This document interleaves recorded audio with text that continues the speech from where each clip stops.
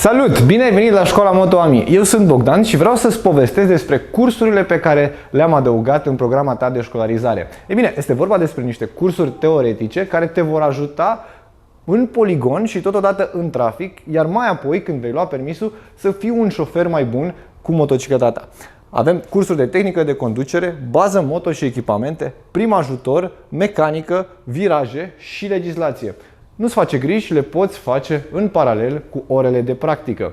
Avem un programator online și acolo poți selecta cursul pe care vrei să-l faci. Ulterior vei primi mail. Diana, cred că știe mai multe despre asta și o să ne povestească exact acum. Te rog, Diana, spune-mi cum funcționează. Programatorul nostru online este foarte ușor. Din calendarul de teorie, de exemplu, îți selectezi cursul de bază moto la care vrei să participi, selectezi ora și confirmi programarea. Ulterior primești mail și trebuie doar să te conectezi la aplicația Zoom pentru a participa la curs la ora programată. Atât de simplu?